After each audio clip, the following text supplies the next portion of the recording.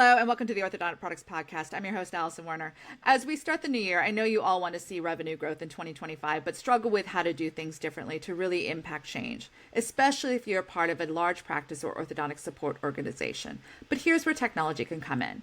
So to help us unpack this, we have Eric Giesecke, CEO of Planet DDS, which is the provider of Cloud9 ortho practice management, Apertix cloud imaging, and legwork practice marketing platforms. We're going to talk about how many practices are held back by broken, outdated, and siloed technology systems that are hindering growth, and also the business practices related to technology that your large practice might be missing out on that could really make a difference in improving practice profitability in 2025. Eric, thank you for joining me. Alison, so thank you for having me. So glad to be here. Great. So can you talk, before we get started, can you talk to me a little bit about your background and your role at Planet DDS? Sure. I am the CEO at Planet DDS. I've been the CEO here for 9 years. I joined the company through what's called a search fund, which is a small kind of private equity vehicle intended to buy and operate a single business. We were 25 employees working with just a couple of large DSOs at the time. We grew the business pretty substantially while working more on the general dentistry side. And then we're fortunate enough about 2 years ago to acquire a platform called Cloud9, which is a cloud-based, ortho-focused practice management software. We work with some of the largest OSOs like Smile Doctors, My Orthos, and such. So as CEO, responsible for lots of different strategic type stuff, but get a chance to interact with all the customers we have. And we're at about 13,000 locations across the U.S. But yeah, we're very focused and very excited about the orthodontic market and kind of how it's shifting from a technology perspective. Okay, so let's dive into that. What are the main ways outdated systems related to technology are holding back orthodontic practices? Yeah, so I think it's really kind of three things. One is legacy systems really create data silos. They reduce operational efficiency, and they really limit adaptability to new technology trends. So like if you're an OSO and you're scaling and growing and you're on lots of different platforms, those platforms don't necessarily speak to each other. It's very hard to pull data. Patients sometimes who travel between offices and providers don't always have access to all the information at other locations. So it really makes it challenging to maintain consistent workflows and data continuity. I'd say the third thing is like patient patient expectations are changing, particularly as the demographics are shifting and younger people who really, I think from a general dentistry and orthodontic perspective, and their parents, and particularly when it comes to ortho, are really expecting a very seamless and easy customer or patient experience. Okay. And it's sometimes hard to do that with some of the legacy software. If more modern architectures, the more modern platforms, of which we'll talk about, I'm sure, in a second, they really focus a ton on making sure that patient and parent experience, in the case of ortho, is really a responsible party, is really quite seamless. Okay. So then let's start with, what are 3 actionable ways that OSOs and large practices can boost profitability in 2025 that are related to technology? Because I know that goes into a little bit of the problems you were talking about there. Yeah. So I think the first one is really, being open to adopting flexible technology. So as practice management systems standardize in ortho, it's really important that the practice management solution, the system of record that people choose, are flexible enough to allow you to use and take advantage of innovation that happens outside the core software. So we have a bunch of things what are called APIs. They're connectivity kind of points between our software and other applications. And to have a platform that allows you to tie into those things, take advantage of some of the AI tech data that people are solving, some of the problems that people are working on, and be able to consume that data within the platform and the workflows you work in every day is super critical. So there's a ton of, everyone knows there's a ton of issues technology-wise, I think, in any industry, particularly in ortho. There are lots of really kind of innovative and nimble companies that are solving them. You want to be with a platform, I think, that allows you to take advantage of those applications. That's the first. Okay. The second thing is, I think, focus on really patient-centric enhancements. I think this is going to be more and more critical. How you communicate with the patients, how you send reminders, like how you present treatment, how you think about starts and all of those type of things. How do you remarket to folks? I think that's critical so that you can drive revenue, bring new patients into the practice, and make sure that the features kind of align along patient expectations with satisfaction and loyalty and such. The third one, I think, and it drives again to the notion of being on a platform, it's as you scale and as you grow, and particularly as everybody who's in an OSO has acquired offices is now, like controlled growth is something we all strive for. And the data-driven insights you can get on being a single platform, a single technology platform, to be able to pull the, trending data in one office versus another office, or to be able to, evaluate specific kind of things that you want to between different systems. It's critical to be on a single platform because it allows you to do that quickly and react nimbly to that, which I think is super critical to profitability, particularly as you scale. It's if you're on a bunch of different platforms and they don't speak to each other, you lose a little bit of control about the standardizing of the patient experience, but also on the data required to effectively run a growing organization that I think being on platform really helps with. Well, you mentioned there about open platforms with the API. How does adopting an open platform, can you go a little more depth? How does that really help an orthodontic group overcome kind of these common industry challenges? Yeah, great question. So I think when you think about the orthodontic practice management software, traditionally, there's a philosophy I think some groups have had, or some software companies have had. They want you to do everything within the software, right? So they want to kind of have as much of the experience reside within the practice management software. So our philosophy is different. And I think in situations where you have rapid technological change, like what's happening in orthodontics, you have lots of individual companies that are solving problems that you can't take advantage of those, because at the end of the day, people want to operate in the core system of record that they're in all day.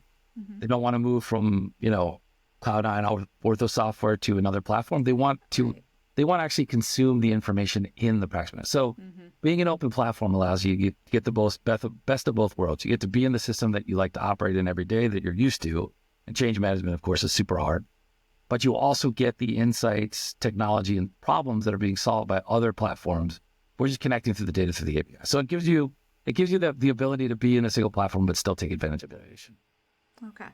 So when a practice is evaluating new technology, what should an OSO or a large practice prioritize to kind of ensure long-term success?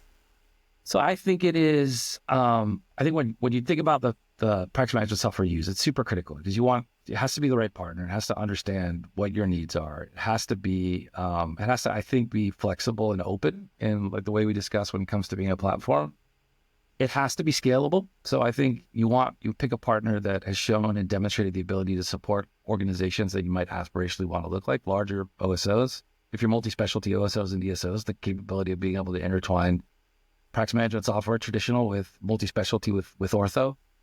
You want to make sure that the platform has developed very strong centralized data management so that you can either draw the data warehouse it, provide the reports and insight you want. Again, back to the idea of being on multiple different bespoke systems and those data not necessarily talking to each other. How you think about managing your business to get visibility into all the individual locations is critical. And then the last thing I would say is probably interoperability, which ties a little bit to flexibility in terms of open API. But I think as practice management software evolves or technology evolves, it's going to be more critical. And you can see this in some other healthcare verticals that are a little bit more mature than orthodontics. You start getting in areas that are very, very good at specializing on one aspect of a patient journey. So, for example, it might be around like converting starts. Like maybe you want to do that with a very unique system that is really, really slick at doing that, but you don't want to switch off your practice management software. That interoperability, the ability for those two things to connect together and give you the flexibility to use what you want, is massively critical. And I think the problem is it's like switching practice management software is hard. It is like, I don't think we try very hard to make it less painful, but it is. And so once you make that decision, right, to move and to partner with somebody, you're not stuck. You can always switch, but nobody wants to. So you have to make sure you pick a partner that's aligned with, I think, what you want to do. And I think the smart OSOs are ones that want to take advantage of all the innovation that happens outside the practice management software. Okay, so speaking of innovation, AI is a big topic of conversation, across all industries. So what innovations do you think will shape orthodontic practice management over the next few years, and where does AI fit in? Yes, I think that's a great question. So there's a lot of obviously stuff happening with step tracing and some of the AI stuff for the imaging software that you're starting to see develop. I think there's a lot of AI innovation in terms of ways that people are thinking about interacting with the software. An example might be, I think this is true for all vertical software applications. The way we currently interact with the software application is that we click a mouse, we type in something, and oftentimes we have to click around. We don't know where to go, and it's particularly when you have robust software like ours, it's difficult to be able to kind of use the software and know where to go.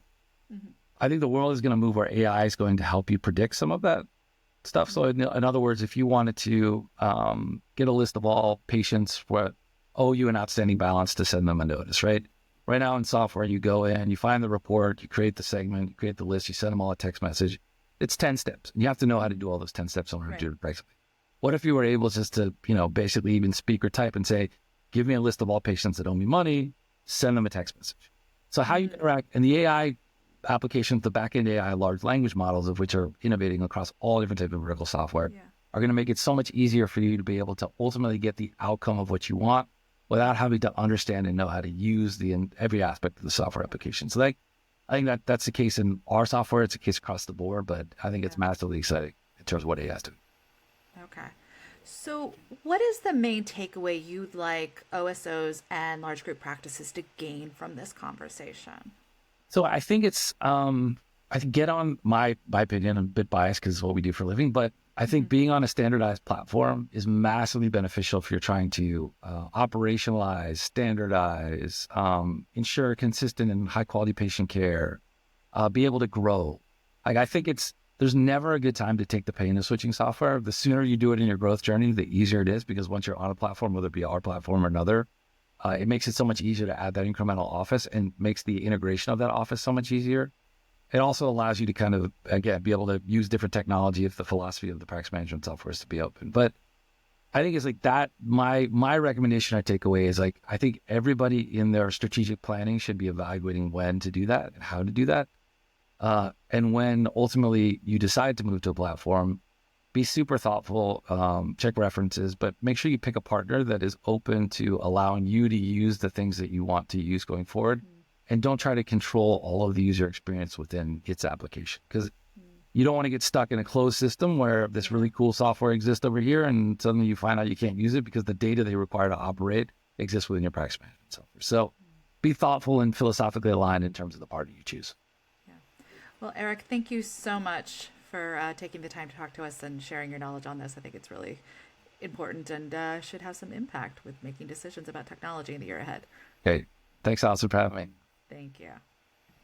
As always, thank you for joining us. Be sure to subscribe to the Orthodontic Products Podcast to keep up with the latest episodes. And be sure to check out orthodonticproductsonline.com to keep up with the latest industry news. Until next time, take care.